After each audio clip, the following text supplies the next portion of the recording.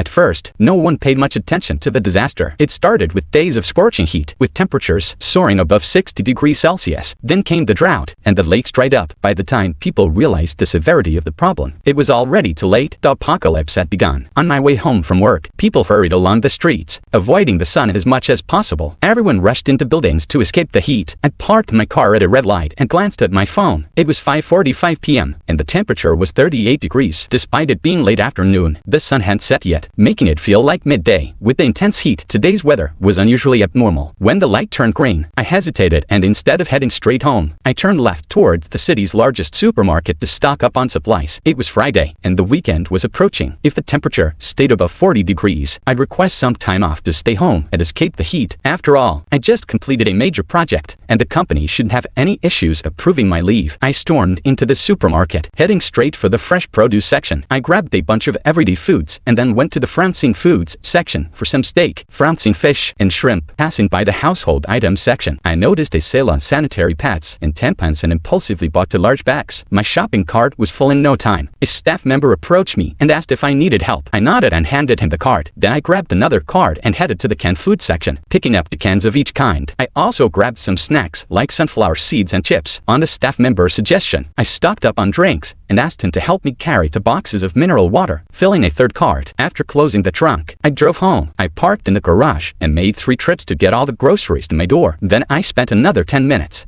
organizing everything into my large freezer and fridge. Because my neighborhood had been locked down once during the pandemic, I bought a large freezer. It was now about 80% full, mostly with frozen chicken, and pork my mom had sent from home. I added the steak, fish, and shrimp, thinking that even if there was another sudden lockdown, I had enough meat to last 2 months. Just as I was putting the drinks in the fridge, I received a text message. Tomorrow's temperature will reach a new high of over 45 degrees. Citizens are advised to stay indoors from 10 a.m. to 6 p.m. 45 degrees. I cursed under my breath and immediately texted my boss to request leave. I wasn't about to go out and get roasted. I requested the maximum leave possible. I figured the heat couldn't possibly last for 20 days straight. My leave was approved quickly. After taking a shower, I saw 2 missed calls from my mom. I called her back. "Alaya, it's really hot over there, isn't it? Make sure you don't go out and take leave from work." My mom bombarded me with questions and concerns as soon as she picked up. I listened to her ramble for about 10 minutes before finding an excuse to hang up. This summer was abnormally hot. I opened a box of ice cream and comfortably Saturday on the couch. Turning on the TV, the news was all about the global heatwave. I was grateful to live in a country where air conditioning was ubiquitous. Little did I know that in just a few days, the relentless heat would make me understand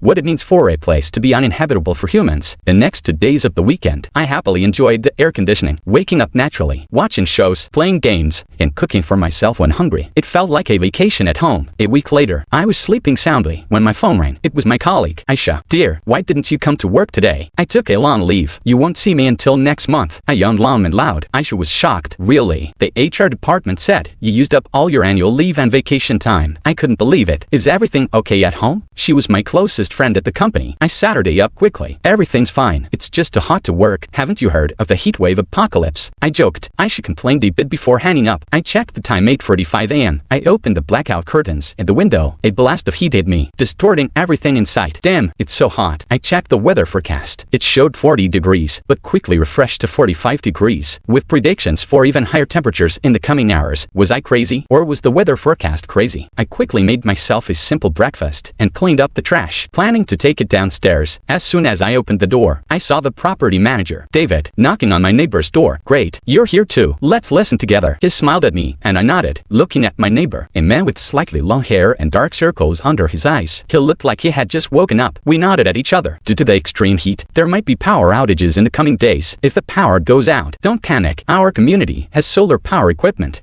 that will take 10 minutes to start up. In the meantime, please conserve electricity and set your air conditioners above 26 degrees. Will there be water outages? I asked. We're not sure, but we recommend storing some drinking water just in case. This heat is unprecedented, and we can't guarantee anything. Here's a flyer with more information. The neighbor took the flyer and closed the door. David handed me a flyer and said he needed to inform other residents quickly. He smiled and took my trash, saying he'd dispose of it for me. After he left, I saw a message on the communication screen by the door confirming the high temperatures and possible power outages, matching the flyer. Without David's visit, sunset. I might have missed it. The sounds of ambulances and fire trucks were unusually frequent. I Saturday on the couch with the air conditioner on, eating ice cream, feeling a bit guilty. Online news reported various disasters caused by the extreme heat. One video stood out. A reporter, bareheaded, was doing a live broadcast under the scorching sun. Suddenly, smoke started rising from his head, and he caught fire. Fortunately, nearby staff quickly doused him with bottled water. I wanted to laugh but couldn't. I had a bad feeling that the world was in big trouble. As expected, temperatures continued to rise over the next few days. A week later, daytime highs reached an astounding 56 degrees, with nighttime lows still at 45 degrees. All outdoor work ceased, and most companies switched to remote work. With the ongoing heat, power outages became more frequent, and news of heatstroke deaths increased. Emergency shelters with air conditioning were set up in schools, gyms, and malls for those without AC. Despite this, the number of heat-related deaths continued to climb. Hospitals were overwhelmed. Fires broke out frequently, and online cries for help were everywhere. Since taking leave, I called my parents daily to check on them. Although they lived in the mountains, temperatures there had also reached 56 degrees. When I heard they had air conditioning on, I felt somewhat relieved. Linda, don't worry about us. Don't worry about the electricity bill. We have money. I've got the AC on. Don't worry. Just as our call ended, the TV suddenly went black, and the room fell silent. I tried the light. Switch is nothing. It was a power outage. Thanks to David's warning, I wasn't too worried. With the AC off, the temperature quickly rose, and the air grew stuffy. Every breath felt hotter. A few minutes later, I was drenched in sweat. I grabbed an ice cream from the fridge, Saturday on the floor, and waited for the power to come back. One ice cream down. Still no power. I had another one. Still no power. I started to get restless, thinking of calling the property management, when the doorbell rang. Through the peephole, I saw my neighbor standing there, sweaty and holding an ice cream. I just called the property management. They said it would take another half hour. You must be sweltering. Have an ice cream to cool down? I have plenty more if you need. His voice was deep and magnetically pleasant. Thanks, but I'm good, I said. Seeing my hesitation, he placed the ice cream on my doorstep and left. I watched him walk through the security doors before closing my door. Maybe he really was a good person. In times like these, ice cream was a rare commodity. I brought the ice cream inside, wrapped it into layers of plastic bags, and put it in my freezer. Then I took out another ice cream for myself. After finishing that one, I decided not to open the freezer again to keep the cold air inside. About 20 minutes later, I lay on the floor, panting like an old dog. It was hot, but I didn't dare open the window, fearing it would be even hotter outside. I stared at my phone's refresh temperature display and nearly screamed. 58 degrees. It was 58 degrees. This couldn't be real. I must be seeing things. I refreshed the screen 3 more times, and it still showed 58 degrees before the app suddenly crashed. The phone displayed a network error, losing all connectivity. The temperature kept rising, and the room felt like it was approaching 50 degrees. Every breath felt suffocating. I rushed to the door, grabbed the intercom, and pressed the button for the property management. No response. Was the management also out of commission? The heat and fear overwhelmed me, and the room echoed with my breathing. The soundproofing made me feel like I was on an isolated island. Stay calm, Alaya, stay calm, I told myself, clutching a Francine duck from the freezer. The duck, Francine for months, was solid and brought a bit of relief, helping me cool down and think clearly. I started to consider what to do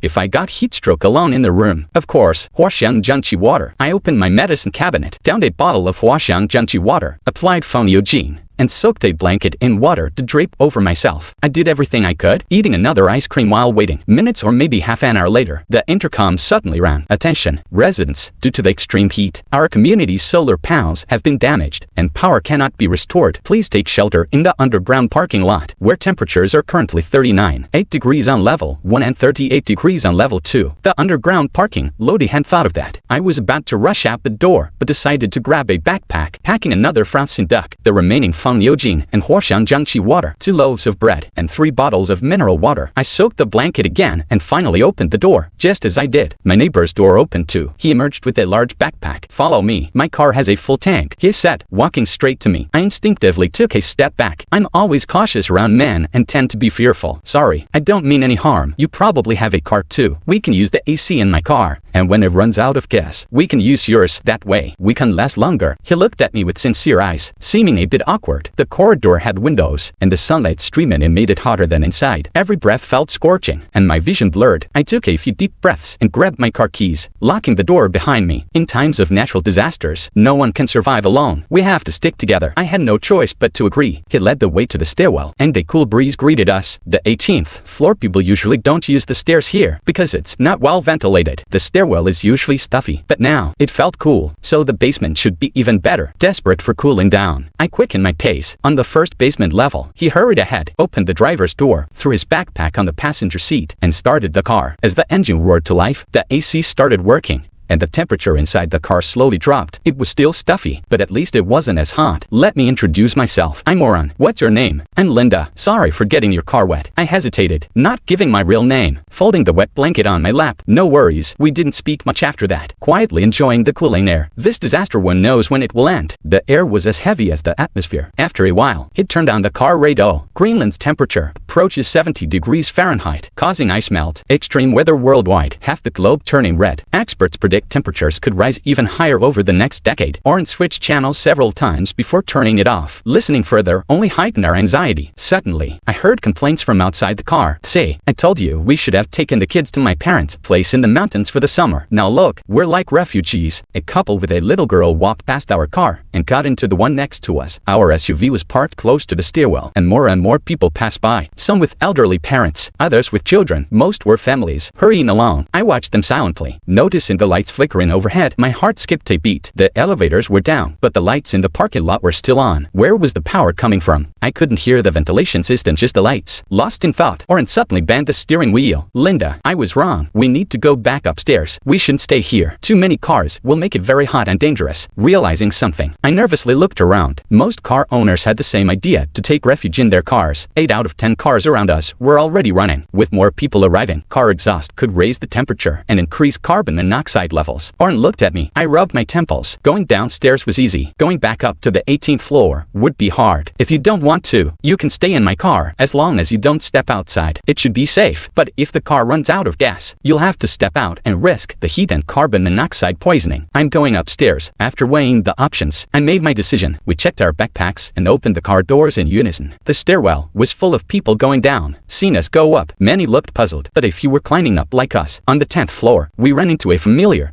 David, the property manager. He was panting, carrying a backpack like ours. When he saw us, he looked surprised. David paused and leaned in to whisper something to Oren. I saw Oren's expression change from confusion to shock. Are you serious? David patted Oren on the shoulder and hurried downstairs. What did he say? I asked. Oren turned to me, looking grim, sweat dripping from his forehead. Linda, I don't know if my judgment is right anymore. You decide. Go home or back to the car. David said the temperature outside isn't 58 degrees. It's 66 degrees. What does 66 degrees mean? COVID-19 can't survive at 66 degrees for more than 30 minutes. What about humans? We panted, the small space filled with our heavy breathing. The temperature was rising, and breathing felt like being in a sauna, oppressive and unbearable. Seeing Oren's stern expression, I asked, do you want to go home or stay in the car? I threw the question back at him, leaning on the railing, panting heavily. The heat thinned the air, and after climbing so many floors, I felt like I was burning up. Oren didn't answer. He opened a bottle of water, drank half, and poured the rest over his head. His face turned red from the heat, and his dark circles seemed to disappear. I took out my last bottle of water, drank half, and poured the rest over my head. The cold water from the bottle pressed against the defrosted duct cooled me a bit, clearing my head. It was around 4:30 p.m., with at least an hour and a half until sunset. Without AC, the indoor and outdoor temperature difference was usually 3 to 5 degrees. If I went home, I'd likely face over 50 degrees of heat. But if I stayed in the car, while still hesitating, I heard the sound of glass shattering. The metal window frames had expanded from the heat, causing the glass to explode. A blast of even hotter air rushed in. We have to go. I'm going home. You decide for yourself, Oren said urgently, rushing upstairs. Without thinking, I followed him. The effects of the heat were more intense than I imagined. As soon as we moved, I heard glass shattering one after another. Some pieces even fell out of the frames, shattering on the floor. On the 16th floor, I was exhausted, leaning against the hot railing, unable to move my legs. Oren turned back and pulled me up, dragging me along. The heat felt tangible, like a dragon chasing us, spewing 1,000-degree flames, ready to incinerate us. 17th floor, 18th floor. It was too hot. Sweat evaporated as soon as it hit the ground. On the last floor, I practically crawled up, my hands burning from the floor's heat, too tired to scream. We need to get inside quickly. Oren fumbled for his keys but couldn't find them. I grabbed his shirt and pointed to my door. 9527. Thankfully, the electronic lock had melted. We stumbled inside, greedily breathing in the remaining cool air. What a big freezer. I heard Oren's surprised voice. Returning home was the right choice. I had stored so much ice and filled the bathtub with water. Fearing a water outage, we should be able to last the next hour or so. Moments later, I lay in the bathtub, surrounded by floating chickens. Oren Saturday on the toilet lid, his feet soaking in a body bucket of water with a duck, holding another duck in his hands to cool down. The bathroom was filled with frowsing chickens and ducks, a funny sight, but it worked. The temperature had dropped to a tolerable level. You're quite a genius, stocking up on so much meat. Are you afraid of a zombie outbreak? Oren joked while playing with the duck in the water. I prefer a zombie outbreak. At least I could survive for a few months without worrying about the heat, I said coldly, looking out the window. This window was small and shaded, so it hadn't shattered. Outside, the golden cityscape felt unreal. If this were a dream, I wished to wake up soon. 2 hours later, the sun finally set. The city's rooftops lost their golden hue, and darkness gradually enveloped the land. An hour or so later, I saw some apartments lighting candles. It seemed there were still many people holding on. Oren stepped out of the bathroom, took a deep breath, and exhaled slowly. It's finally cooling down. He didn't need to tell me. I could feel the temperature drop as I soaked in the water. I stood up, wanting to tidy up, but as soon as I stepped out of the tub, I felt dizzy. Damn. The next moment, my eyes closed, and I lost consciousness. When I opened my eyes again, I saw the ceiling fan in the living room. I was lying on the floor, and the sky outside was beginning to lighten. Had I fainted all night? You're awake. Oren handed me a drink. 1 good news and 3 bad news. Which do you want to hear first? The good news. I was startled by my hoarse voice, and quickly drank some of the beverage. The good news is you're still alive. And the bad news? I asked, taking another sip. The drink was at room temperature, but very refreshing. After drinking some, I felt stronger and Saturday up to stretch, feeling like I had survived a catastrophe. The bad news is that the water was cut off last night, and the power hasn't come back. We still have no signal. 3 strikes. I was silent. If today were as hot as yesterday, it would be even harder to endure. Also, there's another good news. The radio function on our phone still works. We can listen to the news before the battery dies. I have 1% left. Oren smiled and turned on the radio. Everyone, please stay indoors, stay hydrated, and wait for rescue. This heat wave has affected 9 provinces nationwide, with temperatures potentially reaching 60 degrees. The phone battery died, and it turned off automatically. I stared at him, numb. Temperatures reaching 60 degrees. This number made me feel like we were living in a furnace. Do you have a power bank? Oren still had the mood to joke. I walked to my study, grabbed 2 power banks from the drawer, and was about to hand them to him when an idea struck me. Power banks, charging. I pulled over a chair and called Oren for help. Take down that square package on the top shelf. Oren climbed on the chair and took down the package. I was excited and carefully placed the box on the floor. What's this? Oren asked, puzzled. A solar home charging system. I bought it before but never opened it. I was so proud of myself. Over the years, I had bought many things out of curiosity or for potential use. When I got promoted and started making good money, I bought even more. If I remembered correctly, I bought this solar charging system a year and a half ago,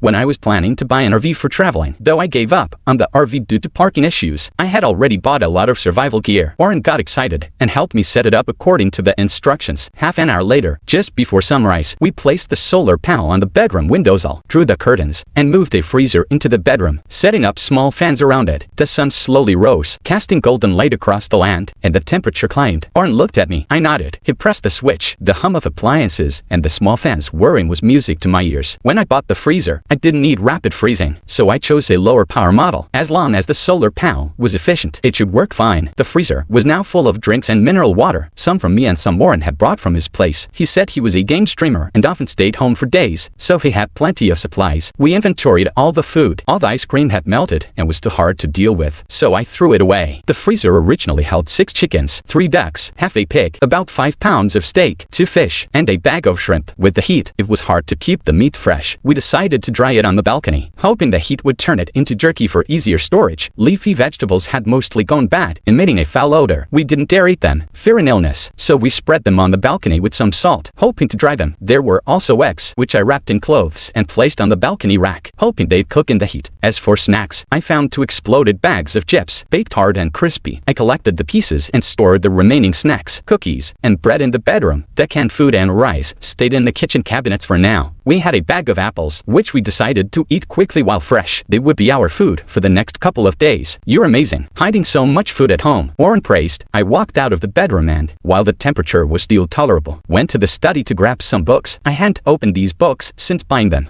With the disaster trapping us, it was a good time to read. Oren wisely didn't bother me, returning with a few books of his own, sitting quietly in a corner. As the day progressed, the temperature rose. We opened the freezer slightly and arranged the fans to circulate the cool air. When it got got hotter. We opened the freezer wider, keeping the room temperature bearable. We drank water to replenish fluids, even with our makeshift cooling system. By afternoon, we were sweating profusely, and our books were damp. The saying, calm heart, cool body didn't apply in extreme heat. Fortunately, we made it through. Today's high was 58 degrees. The heat wave continues. In the evening, we charged our phones and turned on the radio, both feeling anxious. Without the solar charging system, we wouldn't have survived. After dark, we used our phone flashlights to check the balcony. The meat was covered in rendered fat, making it slippery. The smell of meat was pervasive, a rare commodity in these times. I worried it might attract unwanted attention, staying cautious for several days and sleeping restlessly. Thankfully, no one showed up or returned to his place to sleep each night, only coming over during the day. He brought board games and more books to pass the time. We ate sun-dried meat, snacked occasionally, and drank cold beverages from the freezer. Despite getting used to the heat, there were moments of fleeting tranquility, but I knew it was an illusion. Each day, fewer apartments across the street lit candles at night. A week later, I was dreaming of a work-related competition. My rival won, but I didn't mind. I watched them celebrate, clapping along. Bam! The explosion woke me up. I Saturday up and saw the neighboring building ablaze, flames piercing the night. Explosions had been frequent lately, but this was the closest. Bam! Another explosion. Shaking the windows, I screamed, jumped out of bed, and ran, only to find myself clinging to Oren, trembling. It's okay. It's the building across the street. It won't reach us. He awkwardly patted my head. The fire grew, and the sounds of cracking and collapsing filled the air, along with faint screams. I couldn't hear clearly, just crouched there, watching the growing flames through the window. People ran from the fire, like flightless birds plummeting. Others waved flashlights for help, and some tried to douse the flames with water. But it was futile. The fire kept growing, bigger and bigger, until the entire building was engulfed. Flames shot skyward. Ironically, while the building across the street burned like hell, our temperature barely rose. God, if this is the end of the world, please let it end quickly. I hit my knees and stared at the flames until dawn. The fire burned all night, still smoldering at dawn. Knock, knock, knock. The bedroom door was knocked. I fell to the floor, realizing my legs were numb. Linda, it's me. Oren, look outside. Is it raining? He asked. It was barely raining, just a few drops. If I had looked closely, I wouldn't have noticed, as the rain almost evaporated midair. Half an hour later, I looked down from the balcony, and the ground was still golden. The sun was up, and the temperature was rising. It was an artificial rain from the neighboring city. We caught a bit of it, even though it didn't help much. It shows the higher-ups are still fighting. We'll see cooler days soon. We must not lose hope, Oren said, bringing in 2 boxes of water. The heat won't last forever. Seeing no objection, he brought the water inside. His cautious look was apparent. It was heartbreaking. I must have scared him last night. The neighboring building still smoldered, thick smoke blocking part of the sky. Sunlight pierced the haze, casting a bloody red glow, surrounded by an orange halo. Ominous. We were both distracted, trying to play cards but forgetting our moves. Eventually giving up and reading our books, I went to the bathroom and saw the water stored in the bathtub was almost gone. The basins and buckets were empty. Despite our water-saving efforts, time and high temperatures took their toll. Water's running low. Let's flush the toilet once a day from now on, I suggested to Oren. He forced a smile but agreed. We knew it was the only option. Fortunately, 3 nights later, we finally got a decent rain. Another artificial rain, but this time right over our city, with heavy downpours in the outskirts. The rain hitting the windows woke me up, and Oren's knock followed, his excitement palpable. We placed every container we had on the balcony to collect rainwater, and grabbed towels to wash ourselves. Oren stripped off his shirt, showing his lean body, muscles barely visible, and cheered in the rain. I ignored modesty, turning my back to Oren and washing away the sticky grime with rainwater. Feeling refreshed, I heard happy laughter from upstairs and downstairs, realizing many people were still holding on in this building. The rain lasted only half an hour, but it brought much needed coolness and hope. We celebrated by opening 2 cans of yellow peaches. We still had plenty of food. The heat had dampened our appetites, and we hadn't touched the dried pork, only eating a few ducks and chickens. We were well stocked with water and drinks, thanks to my pre-apocalypse hoarding. And in there, we can make it. After changing into dry clothes, there was more good news.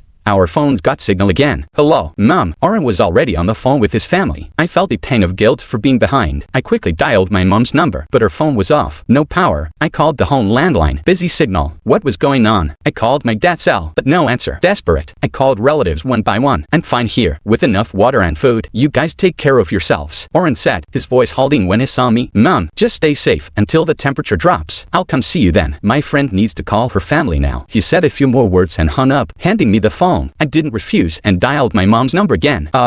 Still off. Seeing my repeated failed attempts, Oren comforted me, saying their area might be without power. I kept dialing, and finally, a long-lost cousin answered. Hey, cousin, it's Elia. Do you know anything about my parents? I'm stuck here and can't reach them. I tried to stay calm. This cousin was reliable and quickly sent me numbers for local shelters. I called, but none had my parents' names. Fearing the worst, I tried the next number with the same result. The signal cut out. Oren handed me a tissue, and I realized I was crying. I can't reach them. They're old, and it's so hot. What if, although the mountains were cooler than the city, the extreme heat would still affect them, with power and signal outages? I feared for their safety. They'll be fine. My parents are okay. They're in a shelter with AC, food, and water, much better than us. I took the tissue and buried my face in it, sobbing uncontrollably. All these days of hardship had made me cry, but discovering I couldn't reach my parents broke me. I regretted my stubbornness, moving far away and only visiting once a year. If I could do it over, I'd stay by their side. A pair of slightly stiff but warm arms gently wrapped around me. I flinched, my body trembling. Don't worry, they're probably just in a dead zone. They'll reach out when the signal returns. Though his embrace was awkward and his words unoriginal, I found solace in his voice. But the next few days brought no good news. The temperature rose higher than before the rain. I looked at the calendar. It had been 23 days since I took leave, with temperatures almost constantly rising, briefly dropping during the rain, but quickly surpassing 60 degrees. Yes, the earth was almost boiling, or rather, humans could no longer survive on the surface. Some malign theories seemed right. Humans were like a virus on Earth, and now the planet had a fever to kill the virus. This was the end of humanity. What are you thinking? Help me with this. Oren walked by, with 2 cases of mineral water. The bottles had deformed from the heat, one nearly falling out. I quickly steadied it. I had no idea how he had so much water stored. Over these days, he had brought at least 8 doubts in cases. We moved the water into the bedroom, placing each bottle in the freezer. These hottest days made me want to crawl into the freezer. Think positive. Maybe today will be cooler. It dropped half a degree yesterday. Oren's lips were cracked. No amount of water could withstand such heat. My lips were in bad shape too. He closed the freezer, leaving a small gap, and fanned himself with his shirt, sweating profusely. I noticed his cavalry despite the heat. He never went shirtless in front of me. I've never been prone to heat stroke. When I was a kid, I worked in the fields with my mom in 40-degree weather. I shrugged. Oren chuckled, looking at me with a silly smile.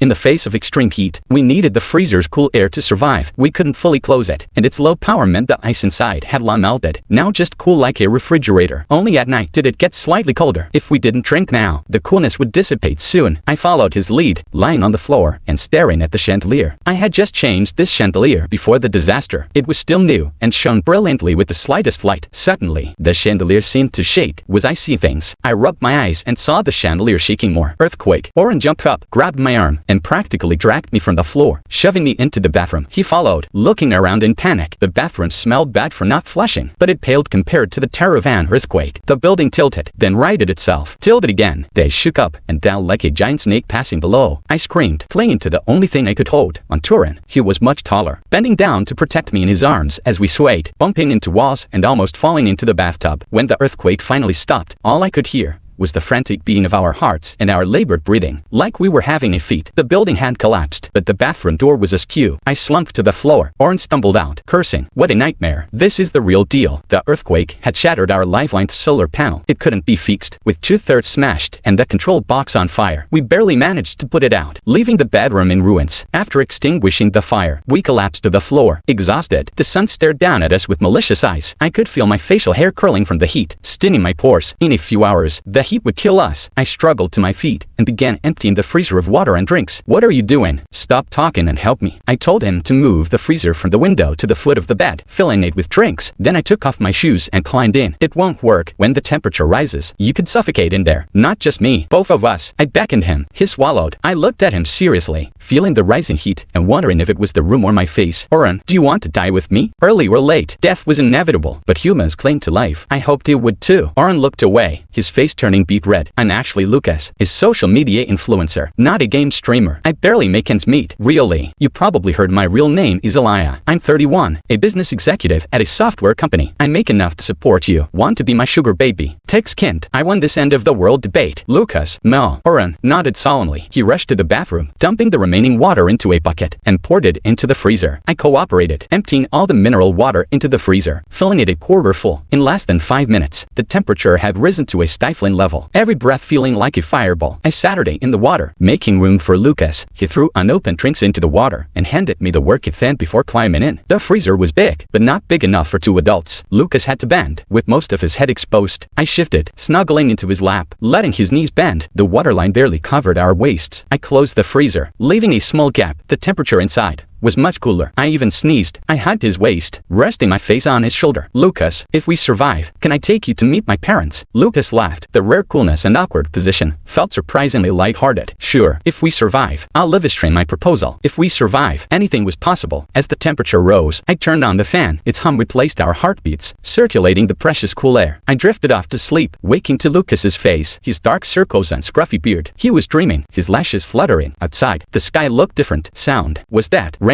I reached out of the freezer, feeling the cooler air. I opened the lid and peeked out. Rain pelted the broken windows. The sky was gray, and big raindrops fell, some splashing into the room, forming puddles. It was raining. I pinched my cheek. It hurt. It was real. Lucas, it's raining. We survived. We survived. I shook him, feeling his fevered skin. I climbed out of the freezer. Fortunately, he woke up. It's raining. You're feverish. Get out. I helped him up. He slipped in the water, hitting his head on the freezer wall with a loud thud, making my heart race. I got him to the bed, dried him off, and wrapped him in a dry blanket. He kicked off the blanket, turned over, and fell asleep, breathing heavily. I was at a loss. I never cared for a sick person before. I tucked him in and went to the living room for the medicine box. The earthquake had left the place a mess, the TV crushing the coffee table, the display cabinet leaning against the balcony window, and meat and vegetables scattered everywhere. I found my shoes and put them on, carefully navigating the debris to the balcony. I wanted to collect as much rainwater as possible, but when I looked out, I frowned. See, a giant yellow dragon of water was rolling towards us, toppling buildings and engulfing everything in its path. I realized it wasn't thunder, but the roar of the floodwaters. This couldn't be real. The rain had just started. How could there be such a huge flood? This was inland, not a tsunami. Wait, if it was a tsunami, what about the coastal cities, my hometown, my parents? I didn't dare think further, just stared at the approaching dragon. The ground trembled as the flood drew near. My legs gave out, and I nearly collapsed. I forced myself to the bedroom. Lucas was still asleep, oblivious to everything. I envied him. I climbed into bed, hugging him tightly. Lucas stirred, mumbling, and turned to me. With a deafening crash, the chandelier fell, shattering on the bed. The wardrobe screeched, and the bed flipped. I felt like I was flying, hitting something, then being yanked back. I opened my eyes to see Lucas's hand gripping mine, his face shocked, his mouth moving but no sound reaching me. I grabbed his hand and flung myself into his arms. We clung to each other as we tumbled. Bam! I lost consciousness, maybe for a moment, the floor still shaking. When I woke, the building had collapsed, but the exterior was gone. We lay tangled in the blanket, Lucas's arm around me, the other trapped. Both my hands were pinned beneath me. The freezer pressed us close. Lucas's eyes showed. We were in dire straits. 21st floor, he croaked, coughing. This building had 46 floors. The 21st was the safest during an earthquake, but also the danger zone, the highest point local firefighters could reach. Rain or water from the freezer soaked us. I felt a chill on my thigh, looked down, and Lucas kissed me. Survive, Linda. His unexpected kiss left me stunned. We both have to survive. I still need to meet your parents, marry you, and show off my wife to my friends. He kissed me again, burying his face in my shoulder. Lucas, can you get up? I asked. No, I'm stuck. His voice was muffled. I regret, he mumbled. I should have confessed when I first saw you. Now I'll die a virgin. I almost laughed, the shaking making my chest hurt. We were pressed so close, I could barely breathe. Baby, if you'd confessed, I'd have moved out the next day. Good, you'd be safe, he said quickly. I fell silent, trying to move my hand, feeling pain. If I had returned to the bedroom in those last seconds, I'd be dead, swept away or crushed by the flood. Instead, I was here, pretending to be calm, feeling death approach. Water kept rising, almost to my forehead. Don't move, I'll try to get out, I said, gathering strength to wriggle free. I managed to move, finding some space, ignoring the pain. I freed one hand, feeling pressure release. Sweat dripped onto my face. Lucas braced himself, matching my movements. I wriggled and squirmed, finally freeing my other hand. Using both, I crawled out from under him.